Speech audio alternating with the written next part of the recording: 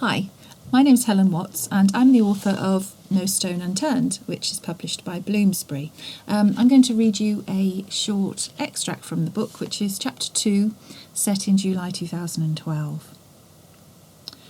12 months earlier, Kelly Hearn was reaching the end of her first year at the Shakespeare Academy. As she emptied her locker outside her tutor group room on the first floor, a wave of relief overcame her. She had made it through 3 whole terms, 2 terms longer than her brother Perry had bet she would, and a smile spread across her face as she thought about the summer holidays ahead. 6 weeks of not having to get up early and run for the bus. 6 weeks of not having to wear a tie and go everywhere dressed like a stick insect in a stupid bottle green blazer. Even better, 6 weeks in which the only skirt she possessed could stay on its hanger in its wardrobe. Kelly stuffed the last of her books into her bag, swept the stale crisps and biscuit crumbs out onto the floor with her hand, threw the empty water bottles out into the bin, and headed outside to join the queue for the bus. With any luck, she would avoid seeing Charlotte, her tutor group's resident bully, and her sidekick Leanne, who followed Charlotte everywhere like an adoring puppy. That was something else Kelly wouldn't miss over the holidays, all those so-called accidents where Charlotte would knock Kelly's pencil case off her desk, sending her pen skidding across the classroom floor, or bump her arm just as she was pouring her juice in the dinner hall. Nor would she miss Charlotte's pathetic name-calling. Dirty pikey, smelly tinker, thieving gypsy. They weren't the worst of the insults that had been hurled at Kelly, all muttered under the breath at one point or another during her first year.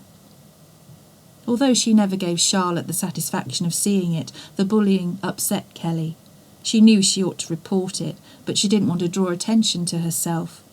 Instead, when things got bad, she would hide in the toilet and stuff her tie into her mouth to stop the sobs from escaping, or retreat to a far corner of the LRC and duck down behind a PC screen until she could control her urge to cry. The LRC was one room where Kelly knew she was safe. Charlotte never went there. To Charlotte, studying outside of lessons was definitely not cool. Kelly took her usual seat 3 rows from the back of the bus, far away from the geeks in the front seats, close enough to the in-crowd at the back to enable her to hear what they were up to, without being in their direct line of fire. Thankfully, the cool kids had stopped staring at her, nudging one another and giggling a long time ago. Mum had been right about that. "Don't react, love," she had said when she met her off the bus at the end of her first week. "If you ignore them for long enough, they'll just get bored of it." And they had. Kelly spoke to no one and kept herself to herself, and her bus journeys became quite tolerable. Kelly wondered how she would have fared if she'd followed her dad's advice. The Hearns had a reputation for being useful with their fists, and Kelly knew that her dad's approach to dealing with someone like Charlotte Kennedy would be physical. Kelly cooled her forehead on the glass of the bus window and smiled as she pictured the look of surprise on Charlotte's usually smug face if Kelly laid a punch on the end of her podgy, spotty nose. No, she thought, somehow I don't think that would help, not unless I wanted a fast ticket to the head's office. Kelly had had to stand her ground with her dad about taking the school bus. At first he'd wanted to drive her there and back every day, but Kelly knew that would only give Charlotte an even bigger excuse to tease her. "No," she'd argued, "you need to let me do this my way. I have to try and fit in, do what everyone else does." In the end, they'd reached a compromise. Kelly agreed to let her mum meet her off the bus for the first few days until she settled in, but even that gave some of the other kids something to laugh about.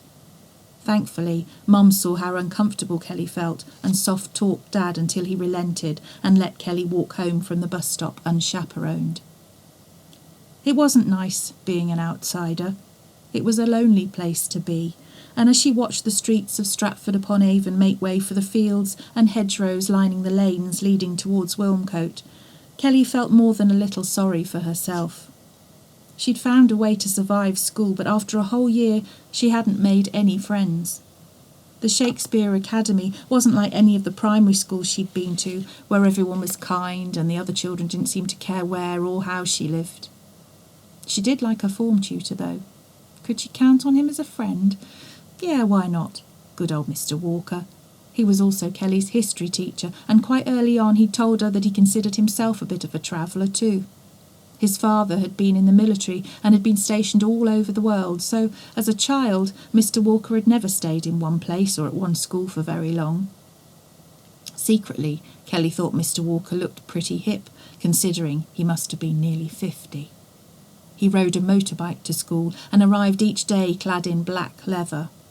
And although he would change before lessons, he always had a slightly greasy, scruffy look about him.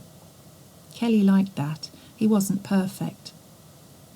The thought of the disapproving looks that some of the other teachers gave Mr. Walker when he roared into the school car park on his old motorbike made Kelly snigger, and she shook her head, throwing off her earlier gloominess. After all, what had she expected? She'd known when she started at the Shakespeare Academy that she was going to be the only traveller in Year 7. She'd known it was going to be tough. She'd fought so hard to get there too. It hadn't been easy convincing her parents to let her go on to secondary school. Her elder brother, Perry, who was 15, hadn't been to school since he was 11, and now worked with their dad in his tree-cutting business.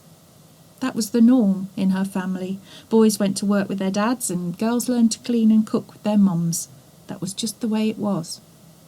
But Kelly had been determined to carry on with her education, and so had begun a long campaign to convince her parents to let her. Kelly's mum and dad loved her dearly, and it wasn't a case of them wanting to hold her back. It was more that they worried for her, knowing how tough life could be for travellers who tried to carve a place for themselves in regular society. They'd experienced plenty of prejudice in their lifetime and wanted to protect their children as much as they could. But what finally swung it for Kelly was her final primary school report. Dazzling, her head teacher had called it, arguing that it would be a crime if Kelly didn't go on to secondary school, so Kelly's parents gave in, and their daughter's place at the Shakespeare Academy was confirmed.